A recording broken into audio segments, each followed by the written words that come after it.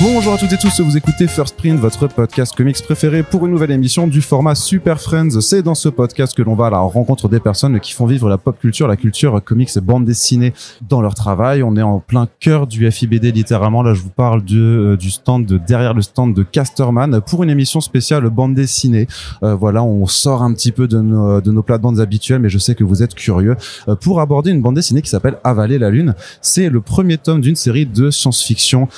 Eh bien, pas comme les autres et qui m'a beaucoup plu et que j'ai envie de vous faire découvrir. Et pour vous faire découvrir la BD, est-ce que c'est pas le mieux d'avoir presque toute l'équipe créative, puis qu'ils sont 3 sur l'album, on a 2 avec nous. On a la dessinatrice Lucie Castel. Bonjour. Bonjour. Et l'un des scénaristes, Robin Cousin. Bonjour. Bonjour. J'espère que vous allez bien. Vous êtes content de faire ce podcast. Ouais, carrément. Pas si enjoué que ça, hein, Robin. Non, je sens. Pas, est-ce que j'ai un visage très souriant, mais il nous voit qui va pas avec. Très bien. Alors j'ai une question générale de toute façon, puisqu'on ne s'est jamais rencontré avant. Il y a encore 5 minutes, vous ne saviez pas qui j'étais. J'ai peut-être arrêté de faire de l'humour, de chercher des vannes à faire forcément, mais est-ce que vous pouvez juste vous présenter un petit peu en 2 mots, quel est votre parcours, pour que les gens situent un petit peu qui vous êtes dans le paysage BD. Lucie, on commence par toi, s'il te plaît. Alors moi, je m'appelle Lucie Castel. Je suis dessinatrice de bande dessinée et aussi assistante d'édition au sein des éditions Flubelub. Voilà. Ouais, c'est très indé celle-là, je crois. C'est très indé. Ouais. On est dans la bulle de l'édition alternative. Voilà. C'est beaucoup plus indé que Casterman, effectivement. Et toi, Robin, d'où viens-tu? Alors moi, je m'appelle Robin Cousin. Je suis auteur de bande dessinée. Assistant d'édition aux éditions Flubelub. C'est une maison d'édition un peu indépendante. Ah, mais il y a un pattern alors. Est-ce que c'est là que vous vous êtes rencontrés, que vous avez peut-être commencé à travailler ensemble sur la BD au-delà de l'assistanat d'édition ou pas du tout? En fait, Grégory Jarry, le troisième, qui est le troisième et et qui n'est pas là. un des fondateurs des éditions Flubelub. Donc en fait, on est collègues. Une mafia. Voilà. Et on avait envie de bosser ensemble et puis d'essayer de travailler pour une autre maison d'édition, une grosse maison d'édition. À essayer de toucher un public plus large. Est-ce que c'est la première BD que vous faites alors pour une grosse maison d'édition? Non, ou vous alors aviez déjà été un peu publié avec avant Grégory et Nicole, une autre scénariste, Nicole Augereau, on a travaillé pour Delcourt, pour qui on a fait une bande dessinée plutôt du réel, comme et puis pour Milan aussi, où on a fait une bande dessinée ado. Voilà. Alors c'est marrant parce que Casterman fait différents types de bandes dessinées. Moi je les connais pas si bien que ça, je m'attendais pas forcément à voir beaucoup de SF forcément tout le temps parmi eux. Et vous êtes allé leur proposer en premier ce projet. Comment en fait et de façon plus générale, comment on choisit une maison d'édition, comment on se tourne vers une maison d'édition pour proposer un projet par rapport à une autre? Alors je crois me souvenir que ils m'ont contacté parce qu'ils avaient bien aimé des livres de SF. Moi, je suis plutôt des livres de SF de base que j'avais sortis aux éditions Flubelub. Et pour qu'on discute. Et justement, avec Grégory et Lucie, on avait ce projet-là qui était vraiment à l'étape d'embryon, quoi. Et je leur ai dit, Casterman, ils aimeraient peut-être qu'on leur propose un truc. Du coup, on s'est dit, banco, on proposons-leur le truc, et puis ça leur a dit direct. Donc voilà. Ils s'attendaient pas en demandant à Robin d'avoir 2 auteurs en prime. Voilà, ils ont contacté Robin, on était 3 derrière. Alors, est-ce que vous pouvez un petit peu expliquer le point de départ de ce projet dans le récit, puisque on est on se projette 500 ans dans le futur. Grosso modo, on a perdu, l'humanité est quasiment éteinte, et on a cette héroïne qui doit en fait terminer une mission qui avait été développée 5 siècles auparavant pour construire un ascenseur entre la Terre et la Lune. Est-ce que je pitch pas trop mal le truc? Pas mal. Alors je préciserai un truc, c'est que c'est pas tellement l'ascenseur, c'est un moyen, mais le vrai truc, c'est un générateur d'énergie qui est produit par une forêt qui a été plantée sur la Lune, qui permettrait en fait d'alimenter des dépollueurs sur Terre et de faire repartir la vie sur Terre. Et l'ascenseur, c'est ce qui permet d'aller allumer le générateur. Ouais. Mais c'est assez bien résumé. Ouais, c'est vrai que j'ai oublié le détail essentiel. Mais ce que je veux dire, c'était comment s'était construite cette histoire alors de votre côté? C'est difficile toujours parce que comme on scénarise à 2 avec Grégory, on a du mal à savoir qui a eu l'idée de quoi. C'est beaucoup partie de discussions qu'on a eues ensemble. On a tous les deux fait des bouquins autour des questions écologiques de SF, autour de la catastrophe écologique, et on avait envie de faire un récit un peu populaire, une grande histoire d'aventure avec une héroïne, quelque chose d'assez généreux. Et donc c'est parti de l'idée d'avoir une ado qui doit sauver la planète. Voilà. On avait un peu cette figure tout simplement. Ouais. Et après, on s'est vachement inspiré de technologies de recherche actuelles ou des trucs qui ont été abandonnés, mais genre l'ascenseur spatial, c'est un vrai projet ça a été un projet un peu développé à une époque qui a été plutôt abandonné maintenant. Mais voilà, on s'est nourri de plein de recherches comme ça et c'est venu un peu de tout ça mélangé, quoi. D'accord. Et toi, tu disais avant que tu avais fait des BD moins de genre. Alors, est-ce que c'est difficile de changer de registre et d'aller dans de la SF? Et question subsidiaire, c'est comment est-ce que tu as construit en fait cet univers? Parce qu'il y a plein de façons en fait de faire de la science-fiction visuellement. Alors, moins de genre, je sais pas si les autres BD sont moins de genre, hein, c'est d'un autre genre, on va dire, oui, parce que j'ai fait de la bande dessinée historique et après on a fait aussi un récit plus contemporain.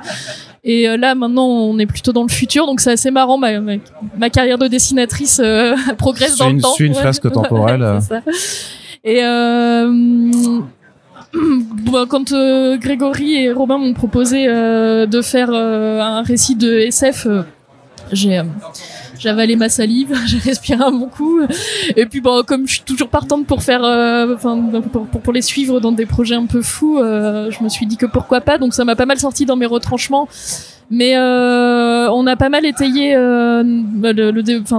notre univers sur des recherches scientifiques actuelles dont on a tiré des fils, et voilà, on a essayé d'imaginer une application plausible de recherche scientifique contemporaine, comme par exemple la soft robotique, qui a inspiré les exotérus, qui sont des espèces de robots utérus de nos personnages, dans lesquels vivent certains de nos tentacules. Pardon ? Avec des tentacules. Ouais, avec des tentacules, quoi. Ouais. Voilà, donc en fait, ça un peu, enfin nos recherches de doc ont un peu induit les formes des objets qu'on utilisait. On l'a beaucoup, enfin moi surtout je l'ai beaucoup embêté avec des trucs de design. On s'est beaucoup pris la tête sur des trucs parce que en fait sur la BD historique qui s'appelle Les Voyages en Égypte de Jean-Baptiste Belzoni, t'avais une source iconographique qui était des gravures de l'époque et tout ça, et là il a fallu créer tout un univers in extenso de zéro. Donc, voilà, donc ça a été tout un travail à trois de discussion sur design, l'utilité qu'allaient avoir les personnages de ces objets, oui, surtout l'usage qu'ils en allaient faire. Oui, parce que tu peux faire une bête de design, mais si tu te rends compte que ça ne peut pas marcher en fait dans la façon dont ça fonctionne, j'imagine que tu devais réfléchir à ça aussi. C'est ça, et moi ce que j'aime bien dans la SF que je peux lire, et je lis plus des romans de SF, c'est par exemple dans les livres de Damasio, il parle d'objets, de moyens de transport, mais qu'il décrit jamais. Et je trouve ça génial parce que du coup c'est au lecteur d'imaginer comment, à quoi ressemble ce moyen de transport par exemple, et comment il pourrait fonctionner. Et là, d'un seul coup, je devais illustrer ces objets, ces outils. Voilà. C'était beaucoup de recherche, beaucoup d'essais, un petit peu. Ouais, ça a pas mal évolué. Je me souviens des tout premiers exotérus qu'on avait fait, où là, je m'étais plutôt inspirée d'œuvres d'art contemporain, des œuvres de Matthew Barney ou des choses comme ça, et on s'en est pas mal éloigné. C'était très beau, mais en fait, on avait du mal à se projeter dans on n'y croyait pas trop. Ouais. C'était trop on partait trop dans le fantastique. Moi, je les aimais beaucoup, tes premiers exotérus. J'avais encore les images là, mais c'est vrai que du coup, on y croyait un peu moins au récit. Là, on essayait d'être quand même dans une forme d'anticipation, même si c'est très poussé, mais que le lecteur puisse se dire ah ouais, ça pourrait presque être comme ça dans 500 ans, quoi. Alors c'est une série qui est en 3 tomes, donc ça veut dire que vous avez dès le départ planifié ça sur ces 3 tomes, donc on ne sait pas tout ce qui va arriver dans la suite, mais ça implique qu'il y a une construction d'un univers dont vous avez posé les bases immédiatement. Est-ce que vous avez construit une forme de bible alors de cet univers ou comment on fait? Oui, un petit peu, enfin. Par étapes, quoi. Par étapes, c'est ça s'est construit au fur et à mesure. Surtout qu'on travaille en flux tendu, on va dire. C'est-à-dire? Robin et Grégory écrivent le scénario au fur et à mesure où je le dessine en fait. Donc il y a pas mal d'allers-retours entre nous et mon dessin parfois influe sur comment ils vont mettre en scène une scène. Dans la suite du livre ou inversement ils vont me faire changer un design parce que on se rend compte que un personnage pas, voilà c'est ça, un personnage va devoir faire quelque chose qui fait que voilà ce qu'on avait prévu. En termes de design justement de l'héroïne principale, c'était quelque chose qui était compliqué à trouver ou est-ce que vous lui avez donné des directives de son caractère un petit peu Elle de sa évolue nature, très facilement ou, Agafia, je sais pas, c'est un des personnages que j'ai eu le plus facilement trouvé quoi. T'as pas vraiment donné de directives pour Agafia? Pas du tout même, je crois. Ouais. Ils m'ont donné une description de qui elle pouvait être. Son caractère. Comment, dans quoi elle vit, d'où elle vient. Et puis en fait, voilà, on l'a juste fait un tout petit peu grandir au début quand je l'ai dessinée. Elle avait plutôt 10 ans et maintenant elle en a 15. Donc j'ai dû la faire grandir de 10 cm quoi. C'est la seule évolution qui est... C'était important pour vous d'avoir une adolescente comme héroïne, d'avoir quelqu'un qui, j'imagine, représente en quelque sorte cette jeune génération qui doit être un peu, alors qui est peut-être pas encore consciente qu'elle est complètement perdue, que notre génération et celle d'avant vont les mener eux à la catastrophe. Est-ce qu'il y avait ce genre de message derrière eux un peu? Ouais, clairement, on voulait que ce soit une personne jeune, que ce soit une fille ou un garçon, ça changeait pas grand-chose vraiment dans nos intentions. Mais c'est parler un peu elle a une pulsion de vie quoi. Et c'est vrai que les deux adultes qu'on croise dans le premier tome, ils ont plus de 500 ans, ils sont maintenus artificiellement dans un liquide qui les maintient en vie quoi.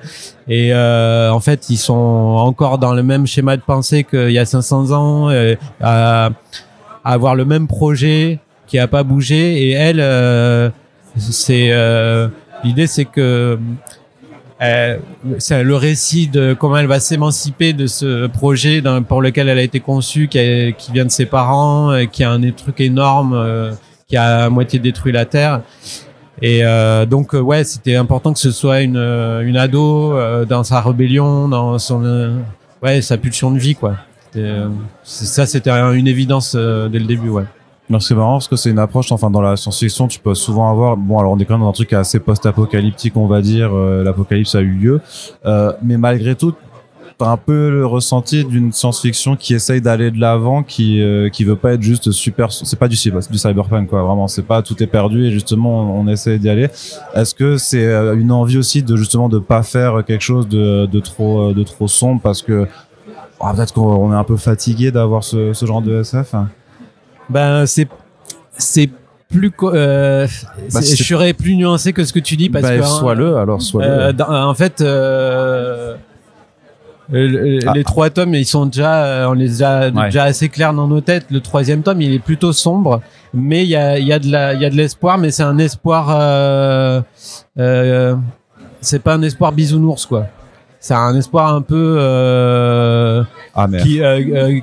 plutôt qui bouscule quoi. C'est-à-dire que si on veut avoir de l'espoir, il va falloir vraiment changer notre rapport au monde et tout ça. Et du coup, il y a vraiment une ligne fine qu'on essaie de tenir tout le long du récit, justement entre le pessimisme et l'espoir, qui est pas évident. Et parfois, on penche dans un sens et puis on se dit attention.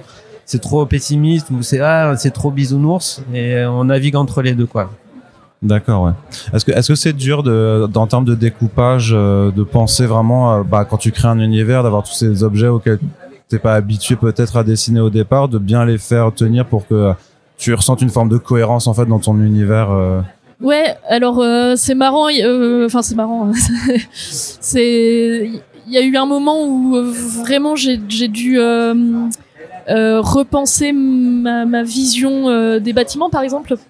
Et notamment la dimension de l'ascenseur où en fait la base lunaire aussi. Pardon ? La base lunaire, non ? Ou la base lunaire, enfin tous ces bâtiments là. Moi, je vis c'est un peu personnel, mais je vis à la campagne. J'évolue dans des bâtiments à échelle humaine, et j'ai dû vraiment faire un switch où il fallait que je visualise des structures gigantesques.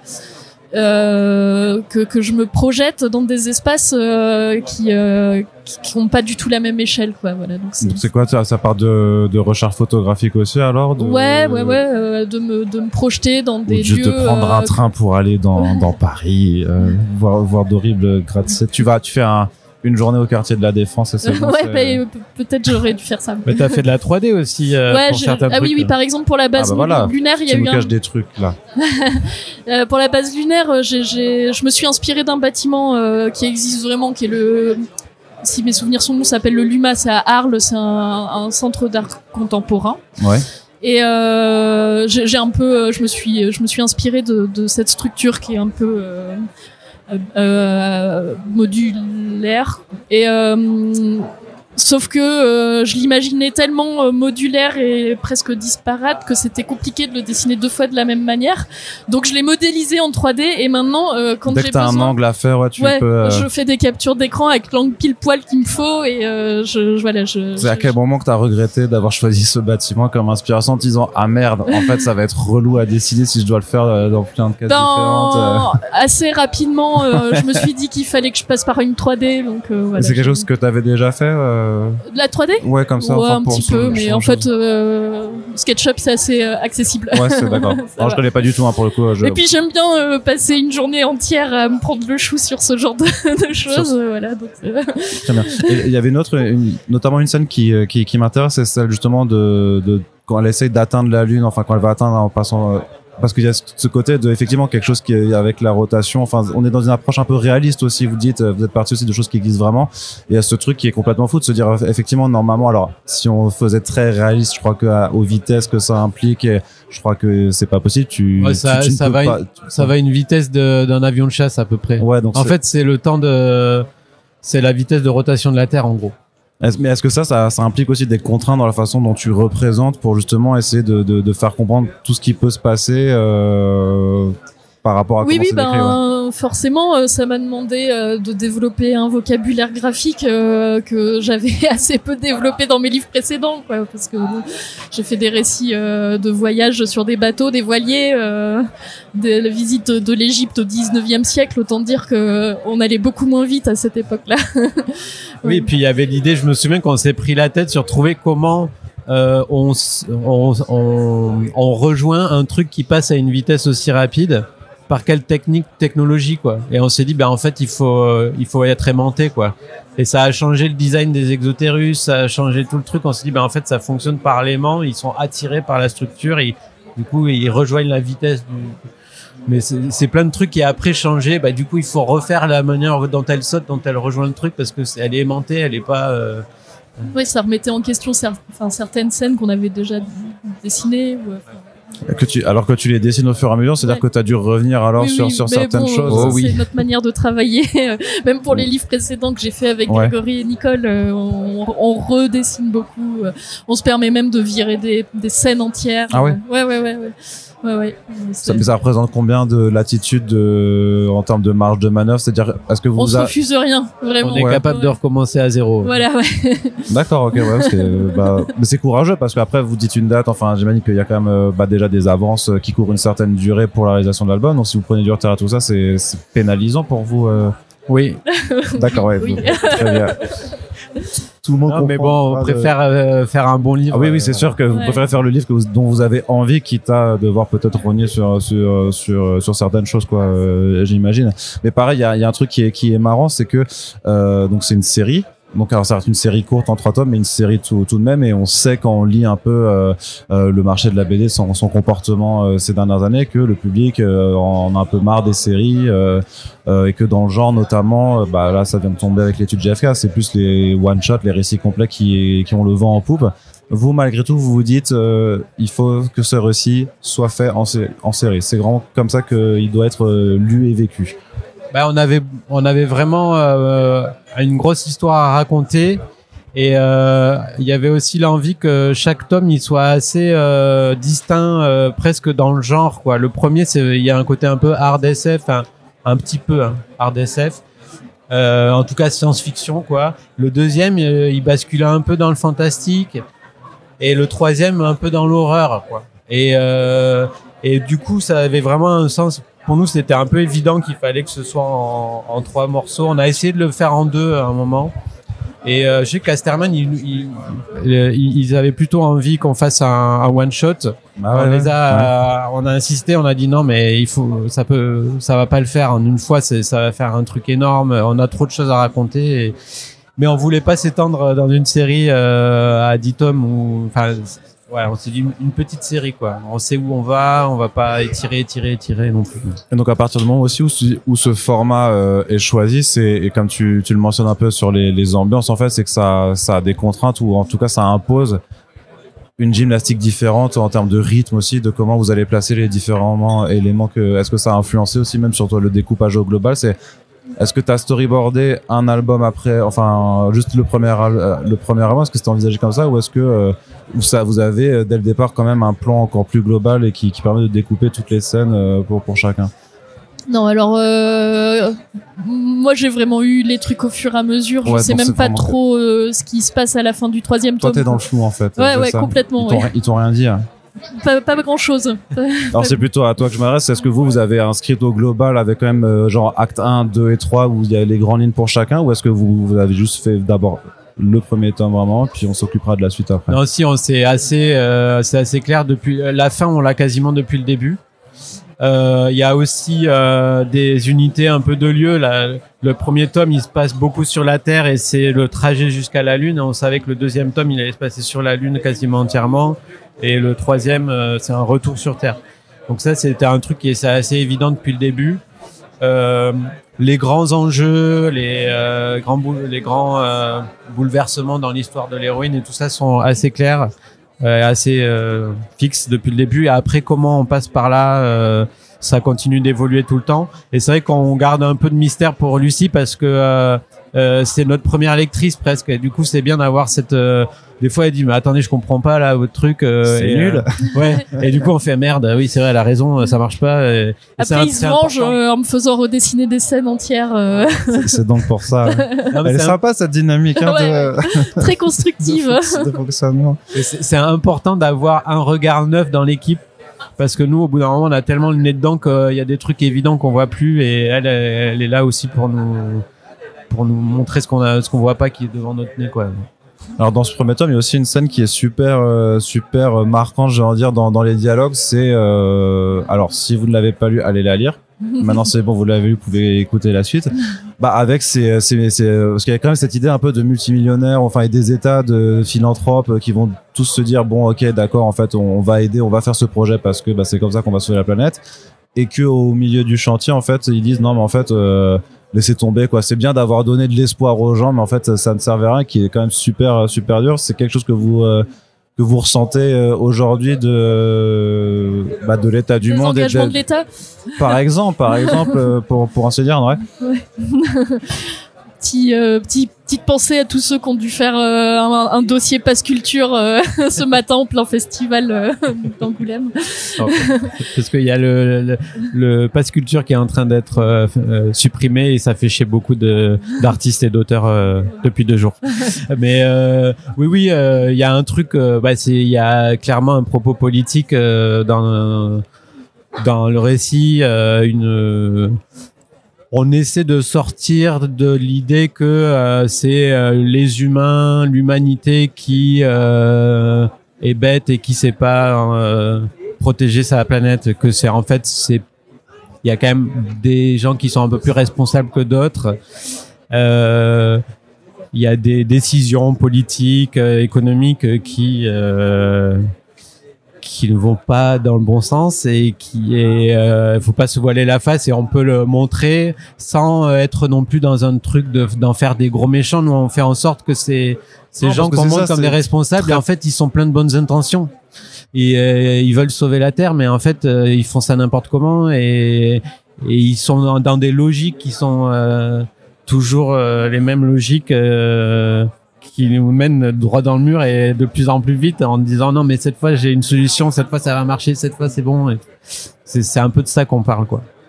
Alors, question très générale pour ouvrir un peu simplement la question, c'est qu'est-ce que vous pensez de l'importance de la science-fiction aujourd'hui, après quand même beaucoup d'années à explorer ce registre, en voyant l'évolution du monde. Est-ce que la science-fiction elle est encore pertinente en tant que telle, justement pour alerter, sensibiliser, avertir moi je me souviens de l'interview d'une autrice de romans de science-fiction. Alors je me souviens plus du tout comment elle s'appelle. Elle se reconnaîtra peut-être. Qui disait que quand elle avait commencé à lire de la science-fiction ado, la science-fiction avait 30 ans d'avance sur le présent, quoi. Quand elle a commencé à en écrire, il y avait plus que 10 ans d'avance et que maintenant il y avait à peine 5 minutes d'avance. La science-fiction avait 5 minutes d'avance sur le présent. Mais malgré tout, je trouve que même si on n'a plus que 5 minutes d'avance sur ce qui se passe de nos jours, c'est toujours 5 minutes de plus, quoi. Et que c'est important de ça. Je trouve que ça offre la possibilité d'avoir un regard sur notre quotidien malgré tout, quoi. Enfin, de tirer les fils de ce que pourra être notre futur, quoi. Enfin. Ouais, et puis moi j'aime bien l'idée que c'est pas un grand pouvoir, mais faire des récits, des contre-récits, montrer d'autres manières de décrire le monde. C'est mon truc du moment là, mais j'aime bien l'idée que ça on se rende compte que en fait, ce qu'on prend pour des évidences, c'est aussi des récits qu'on se raconte du monde qui nous entoure, le capitalisme. Le solutionnisme, enfin bref, c'est un discours, c'est un récit qu'on prend pour la réalité et faire un autre récit un peu décalé, et ça nous fait rendre compte que ça aussi c'est un récit, ce truc que je prends pour une évidence, c'est une histoire qu'on me raconte, que je me raconte, et voilà, ça crée un trouble et ça aide à remettre en question les évidences, quoi. Très bien. Le deuxième tome, il arrive quand alors? Cet été. Ah oui, donc ce sera d'accord. Vous faites des sorties assez rapprochées alors. Ouais, on essaye. Pour venir. Très bien. Écoute, faudra lire la suite à ce moment-là. Mais en tout cas, Lucie et Romain, je vous remercie de m'avoir accordé un petit peu de votre temps. Et pour celles et ceux qui s'intéressent, donc Avaler la Lune, c'est disponible en librairie chez Casterman. N'hésitez pas à aller découvrir la bande dessinée. Je vous souhaite de nous surprendre avec la suite, s'il vous plaît. Merci encore. Merci. Merci.